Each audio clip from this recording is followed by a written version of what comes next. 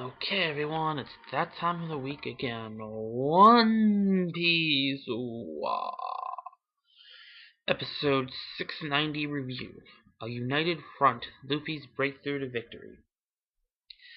It starts off with seeing Bellamy confront Doflamingo regarding the supposed assassination attempt on his life. In the,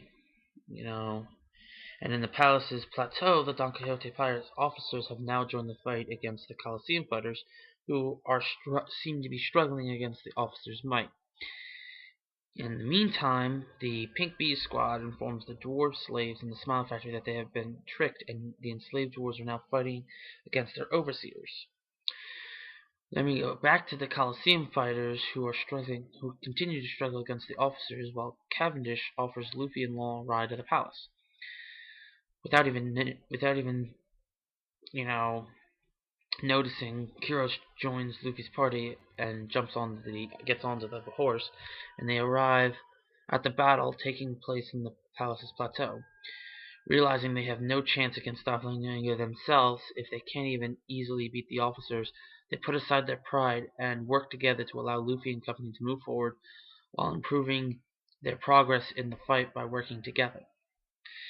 So, this episode actually had slightly better progression than most episodes. We see Bellamy confronting Doflamingo about, his assassination attempt, and we see, which is setting up for something in the future.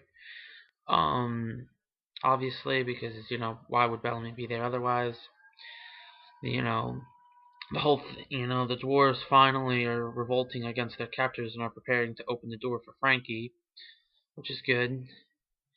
Finally, because, Tontadas are starting to get annoying again. Because as you guys know, I read the manga as well, so they got annoying in the manga, and they were slightly less annoying in the anime, but then they're starting to wear on me again.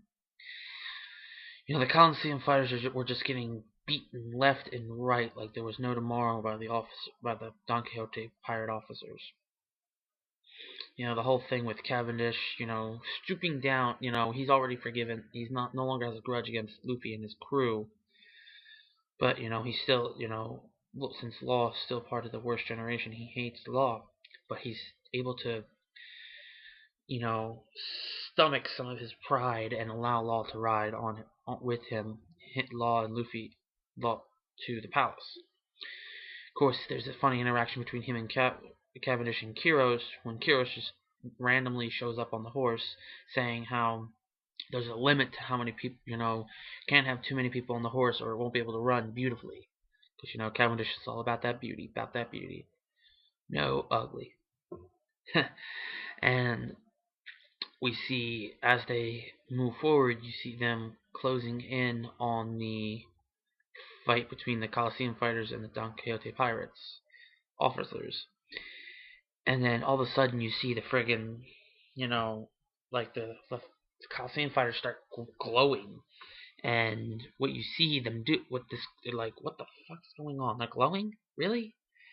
Well, then what you see what happens is that this is them coming to the realization that since they are having so much trouble with the officers, that they have no chance against Doflamingo. So they decide to work together, thus effectively doing better against the group, the pirates, the Don Quixote pirates as a whole, and is able to hold them off and basically open up a path for the Luffy and Luffy, Cavendish, and Law and Kiros to ride through on their horse to quickly get through and get up to the next level. And this seemingly starts to turn the tides in the favor of the Luffy army, the quote unquote Luffy army. And now one part we also see what's his name? Kinemon in the searching for Kanjiro, and in the underground, like, trash area place, whatever you want to call it. I forget what it's called, but it's seemingly doing, there's a seemingly loud noise that other people are thinking, oh my god, it's that beastly sound again. And I mean, it's pretty obvious that it's snoring, and it's seemingly, since Kinemon recognizes it and uses that as a way to lead his way, it's assumed that he'll find Kanjiro, which is true, because if you see the preview, next week is the episode where Kanjiro appears. Now, this episode's content, if you look, as you know, One Piece pacing is usually about one chapter per episode. So when you look at the chapter this is based on, it's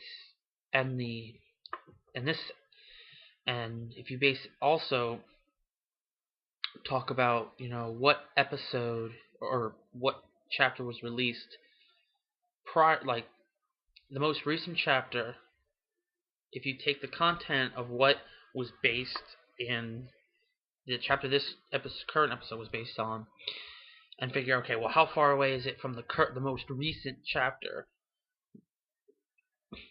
The most recent chapter was chapter 784, and this episode was based off of chapter 753. So that means we are 31 chapters behind in the anime. So that just goes to show you, how close we really are. And, the manga takes a lot more breaks than the anime, so that gap's going to close in a little. So they might even stretch out those episodes, So hopefully they don't resort to doing like half a chapter an episode, because then the pacing will get even slower.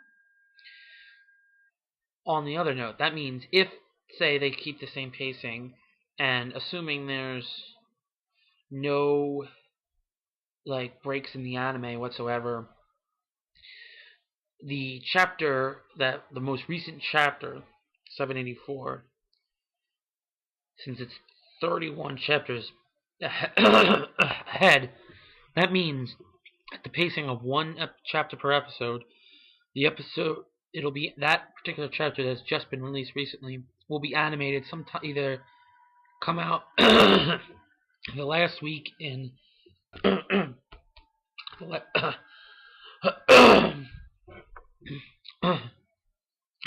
me a second.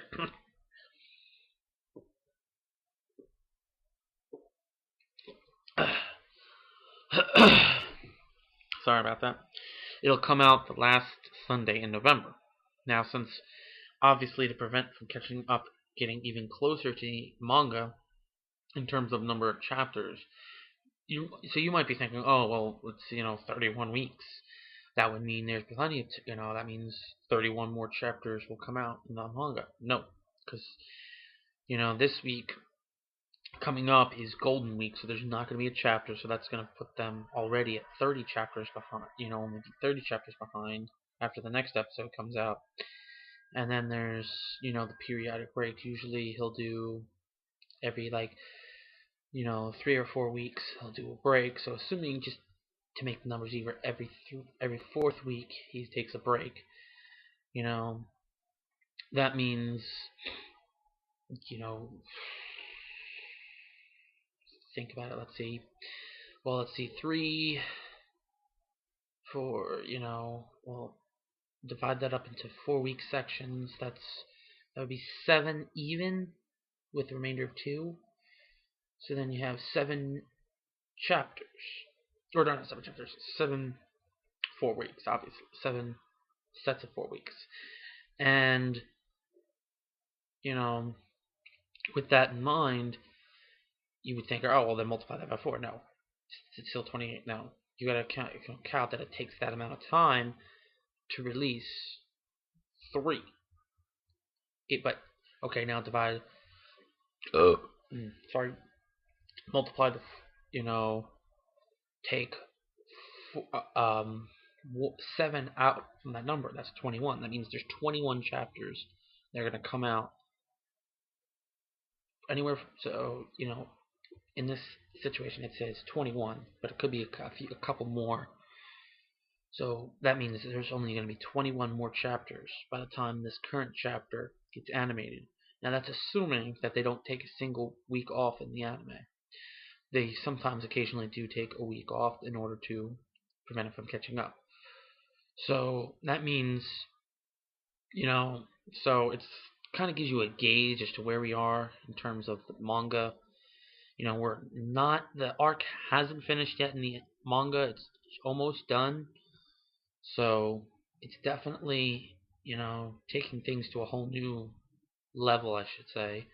But hopefully, and I know a lot of you anime only viewers don't like this, but I kind of sort of wouldn't mind that after the Dressrosa arc's over in the anime, that they go into a filler arc. And I don't mean like, they did in between the Punk Hazard and Dressrosa arc filler, where it was like, what, 3 episodes, 4 episodes maybe? No, I want like, 10 to 15 episode filler arc, maybe more. It's I don't want extremely short filler arc. Of course, I don't want an insanely long one that's like 30, 40, 50 episodes long. Because then that becomes too unnecessary. We don't want to be Bleach here, where we're having insanely long, filler arcs that have no relevance. Because that's the one thing that pisses people off most about filler episodes and filler arcs. Filler episodes, people, people take them as they are. But filler arcs, people have an issue with, because the longer they are, the more useless they feel, because they're like, oh, really, we need a filler arc. They don't like it because they want to get to the canon stuff. But sometimes we need long filler arcs. When I mean long, I mean like 15 to 30 or 15 to 20 or 25 episode filler arc that, because just say 15. It's a 15 episode filler arc, and that filler arc takes up 15 weeks of anime.